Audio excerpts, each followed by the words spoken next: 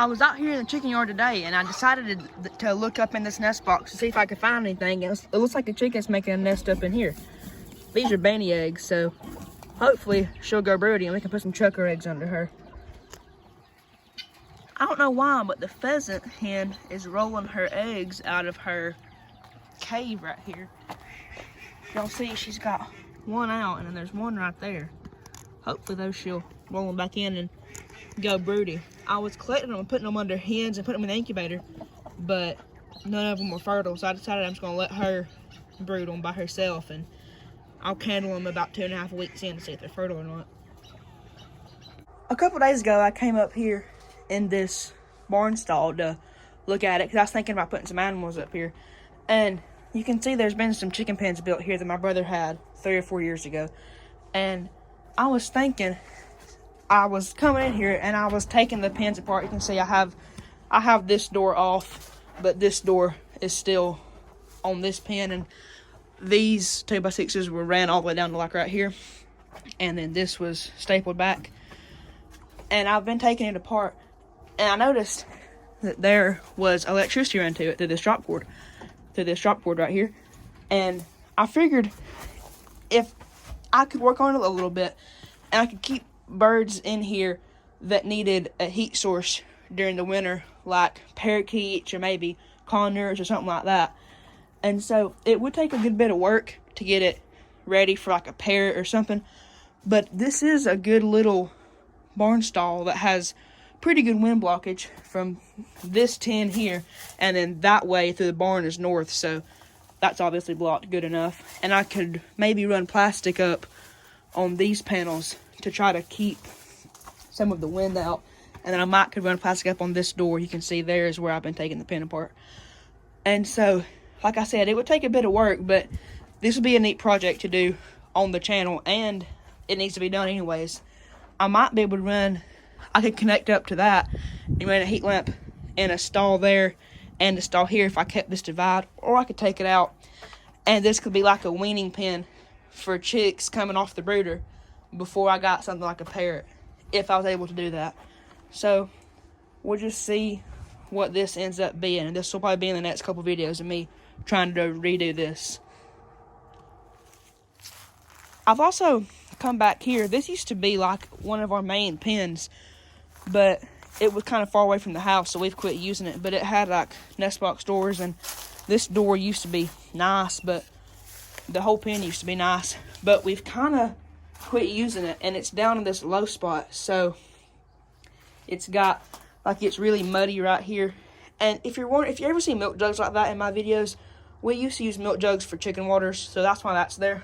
And this would be a nice pen to maybe have pheasants in, or other birds like pheasants, maybe some ducks or something. And so this might be on the channel too. I would shovel all this dirt out and bring new dirt in, because there's obviously stuff growing on that dirt. Because, like I said, we probably haven't had chickens in here for probably like 6 or 7 years. So this is a nice pen that I wouldn't really want to see go to waste. And out here is some pens too. This used to be all wire right here, and then this pen back here is still intact. Like I said, here's an example of the water. We would cut holes in it, and you can put water in it and set it up like that, and the chickens will drink out of it. You can see there's a roost pull. This used to be a function pen for chickens. It's kind of in this low spot too, so the ground, it holds moisture too much. So I don't know, we might be able to make something of this pen as well, because it's connected to that pen, so I might be able to build it back into a pen where we could keep pheasants in it. Coming up here to the brooder building. I don't know if I've ever showed y'all the outside of the brooder building, but this is the outside of it. This is what it looks like.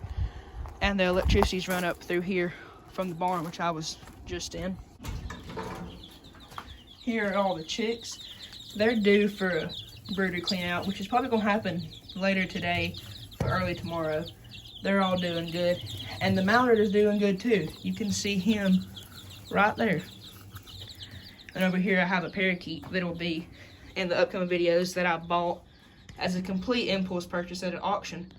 And he is doing good, but he's gonna get a major pen upgrade. this is just temporary right now. He's gonna go to live outside whenever the weather warms up. Right now I have this heat lamp on him. And I'll show y'all whenever I clean out the brooder too. I have this neat chicken here that I saw. This little guy has some frizzle genes in him. You can see his feathers are curling out like a frizzle chicken. So that's pretty neat. I'm also in the works right now of building this pen for the golden pheasants so I can get them out of the mallard pen. I just have to wire here and here next, and then build the door and put the wire on the top, and that'll be done. And I'll scape it for the pheasants and then get the golden pheasants from the mallard pen into here. That'll be in the next, hopefully, 1 to 5 days. This hen in this pen's also doing great. That we set those pheasant eggs in the last video. The ones that we set, or second to last video, the ones that we set then, I candled them, and turns out none of them were fertile. So I got some ringneck pheasant eggs and put under her, and I candled them the other day, and it looks like all 6 are fertile. So that's great. They should hatch out, I think, in 2.5 weeks, if I'm not wrong. And she is gonna be a great mama. She's very mean, so. But that's what you want in a good mama. It's for her to be mean and not let anything get to her eggs or babies.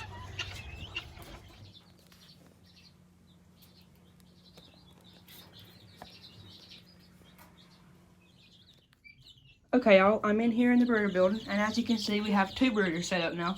This one with all the chicks, and the one that had the duck. See, there's the parakeet now.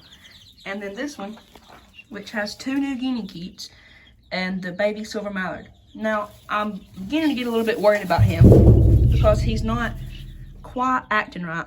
So what we're going to do is put some vitamins and electrolytes in their water in hopes that he'll quit being so puny. Okay, so here I have their water. You can see it's a bit algae stained, but that doesn't bother poultry at all. Here I have what I'm going to put in it, vitamins and electrolytes for poultry.